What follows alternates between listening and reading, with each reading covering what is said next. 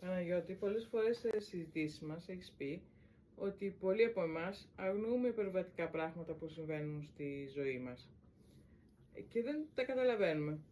Πες μας κάποια από αυτά, μπορείς να μας πεις. Λοιπόν, υπερβατικά πράγματα στη ζωή του κάθε ανθρώπου συμβαίνουν πάρα πολλά.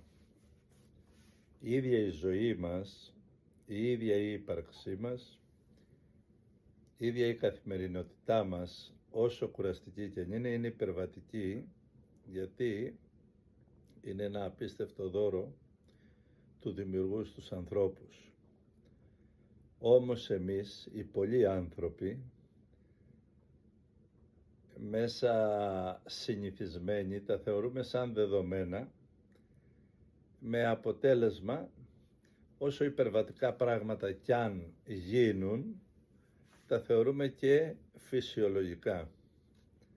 Βεβαίως, υπάρχουν πάρα πολλά υπερβατικά πράγματα. Ξεκίνησα από τη ζωή μας, από την ύπαρξή μας, για να φανεί περισσότερο ο δημιουργός λόγος, το αίτιο των πάντων πάνω μας και πάνω σε όλα τα άλλα που θα πούμε.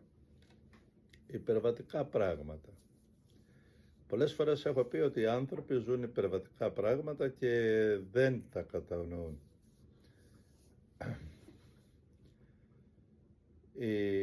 Ο Δαβίδ σε ένα ύμνο του, σε ένα ποίημα του, λέει οι ουρανοί διηγούνται δόξα Θεού, δηλαδή οι ουρανοί, το σύμπαν, τα πάντα, κάθε επιστήμη, αυτό εννοεί, οι ουρανοί διηγούνται δόξα Θεού, αποκαλύπτουν το μεγαλείο του Θεού, λέει.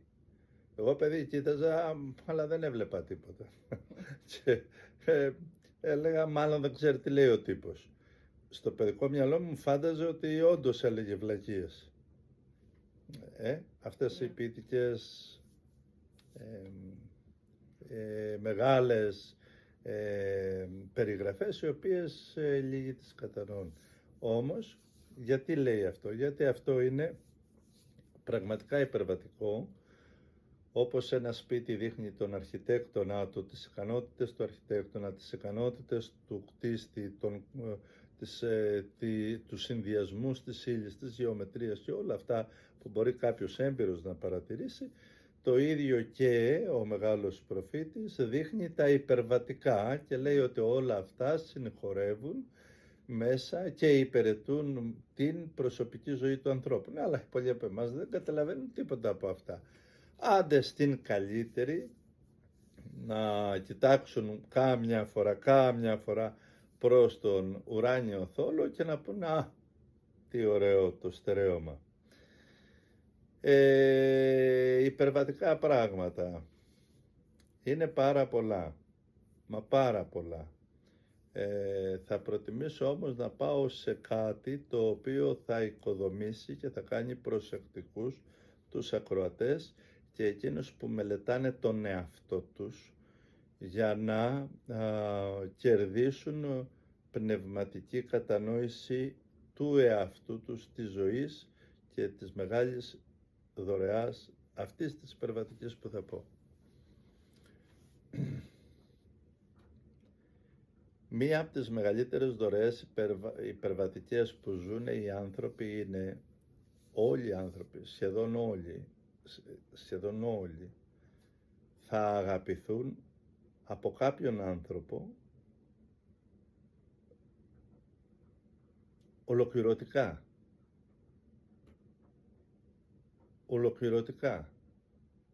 Θα τύχει κάποιος άνθρωπος, θα τους αγαπήσει τελείως και τέλεια, σε σημείο που αν το καταλάβεις θα σκανδαλίζεσαι, γιατί θα είναι περισσότερο το δώρο από εσένα, δεν θα χωράει δηλαδή μέσα σου αυτή η υπερβατική αγάπη. Πολλοί άνθρωποι πρόχειρα, επιπόλαια και αντιδρούν και λένε όχι, εγώ δεν το έχω ζήσει αυτό και να αδικήθηκα. Αυτά είναι βλακίες. Σίγουρα θα συμβεί αυτό. Και κρατάω μια επιφύλαξη για να μην είμαι Ας πούμε ότι κάποιος μπορεί να μην, αλλά για εμένα είναι 100% σε όλους τους ανθρώπους, έχει γίνει είτε μεγάλους είτε μικρούς.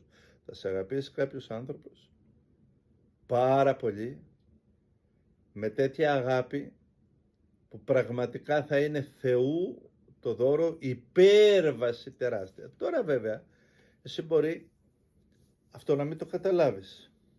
Μπορεί μάλιστα να δαιμονιστείς και μαζί του. Να ενοχληθείς μαζί του. Ίσως τον εκμεταλλευτείς. Μπορεί ή την εκμεταλλευτείς. Και δεν μιλάω για αγάπη της μάνας, του πατέρα, που μπορεί να είναι και από εκεί. Δηλαδή υπάρχουν γονείς οι οποίοι η αγάπη τους υπερβαίνει τη φυσική αγάπη. Ακόμα και αυτή την καλλιεργημένη πνευματική αγάπη. Υπερβαίνει το ότι είμαι εδώ για εσένα, γιατί το θέλω, υπερβαίνει. Δεν μιλάω όμως για γονείς. Αλλά υπάρχει η περίπτωση να είναι και στο πρόσωπο αυτό. Και δεν μιλάω μόνο για εραστές ή ιερωμένες.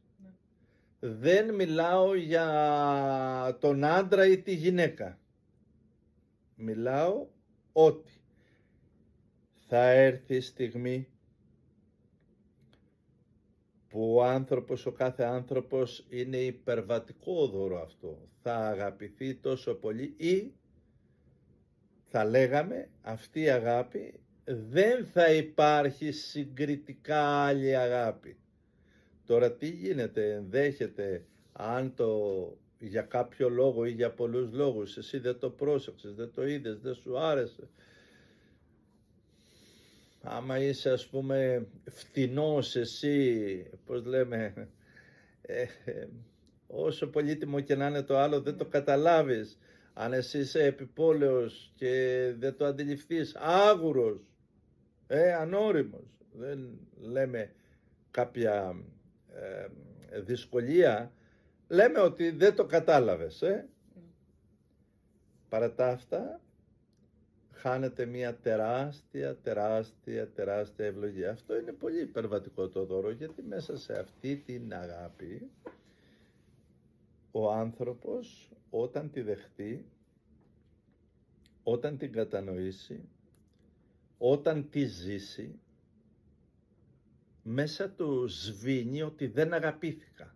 Δεν μπορεί να τον πολεμήσει ο κακός εαυτός του, το τραγικό μυαλό του, δεν μπορεί να του στήσει παγίδα ο σατανάς για όποιον πιστεύει και στις αόρατες δυνάμεις, δεν μπορεί να τον γιώσει, να τον εκμηδενήσει, να τον σβήσει κάποιος εχθρός, είτε είναι αρσενικός, είτε θηλυκός, είτε να του πει είτε μετράς, είτε τίποτα, γιατί αυτόματα το μέσα θα πει εγώ αγαπήθηκα.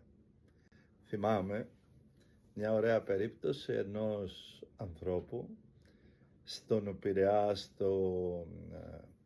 στο τρένο, που λέγε κάποιος διάφορα φιστίκια τέτοια με ένα κασελάκι και τον έδιωχνε κάποιος του σταθμού, απαγορεύεται εδώ, και τον έδιωχνε. Αυτός όμως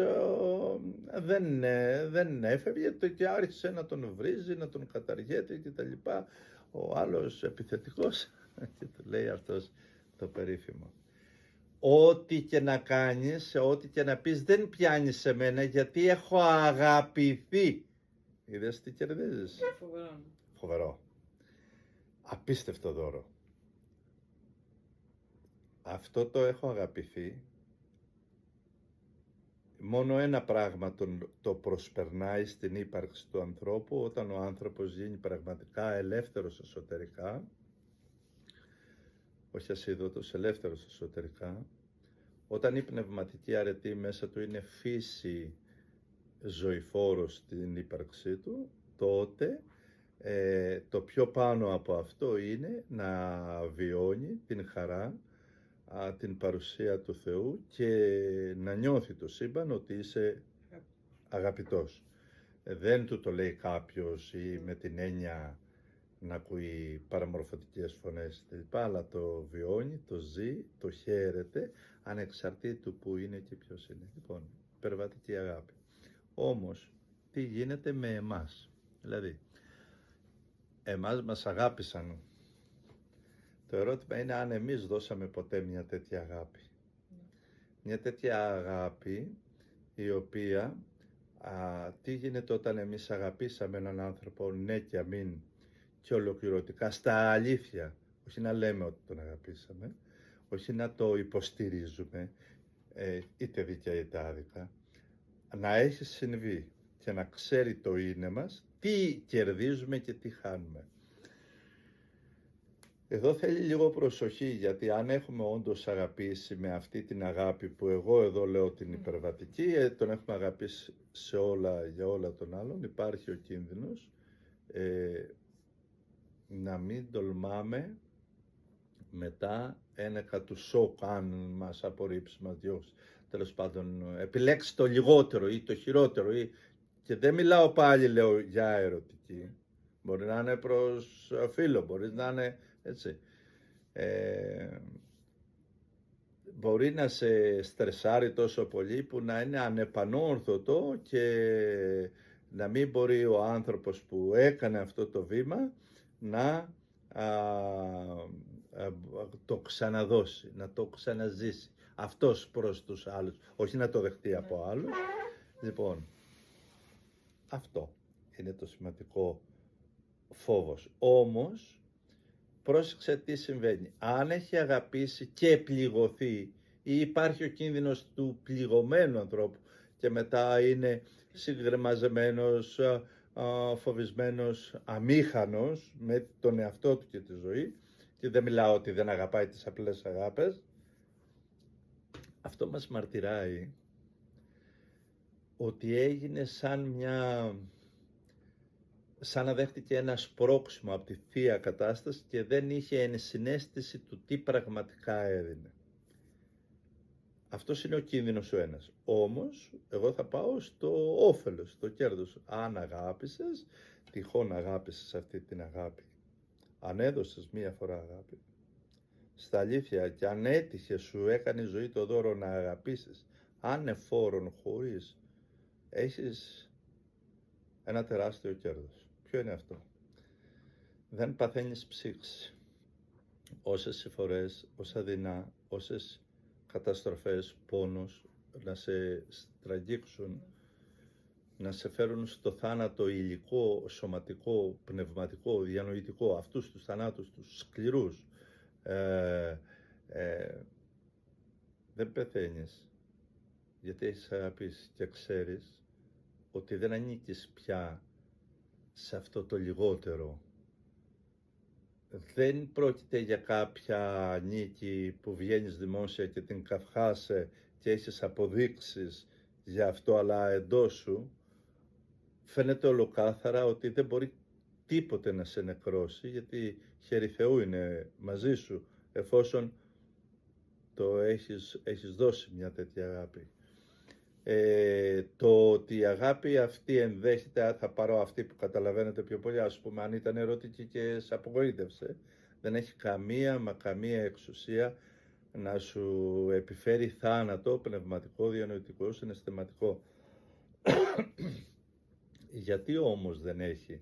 Γιατί ο άνθρωπος που αγάπησε αποδεικνύεται, φαίνεται, αποκαλύπτεται από αυτό, το ότι δεν νεκρώνει.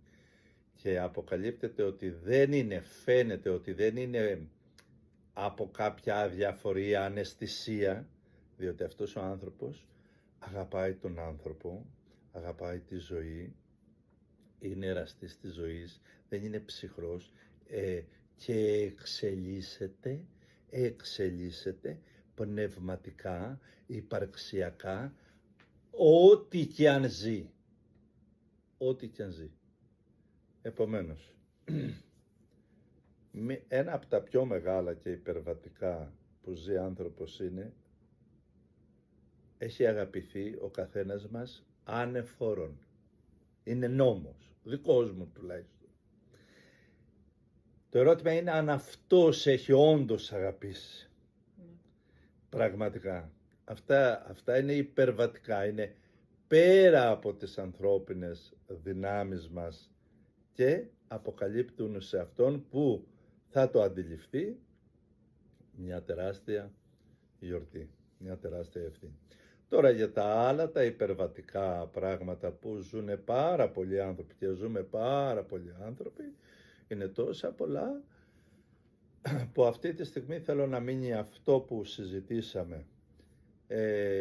Γιατί ακόμα και ο πλανήτης, ολόκληρος ο πλανήτης και αυτά που διαδραματίζονται ανά τις εποχές και τους αιώνες μέσα στην ανθρώπινη ζωή και ιστορία, είναι πράγματα υπερβατικά που αποκαλύπτουν πολλά πράγματα, πολλές δυνάμεις, από τις θεϊκές δυνάμεις, από τις φυσικές δυνάμεις, από τις πνευματικές δυνάμεις, από τις κατώτερες δυνάμεις, και αποδεικνύεται ένας εδώ κόσμος ολόκληρος, ο οποίος είναι σημείο συνάντησης πολλών δυνάμεων, τόσο υλικών, τόσο πνευματικών, τόσο θεϊκών, τόσο όμως και κατώτερων δυνάμεων. Γι' αυτό η υπερβατική αγάπη που δεχόμαστε και η τύχη δώσουμε πάει κατακόρυφα στις θεϊκές δυνάμεις, διότι δίνεται χωρίς να εξετάζεται πραγματικά ο αποδέχτης, αυτός που το δέχεται, εάν όντως αξίζει αυτό το τεράστιο δώρο. Ναι, ευχαριστώ.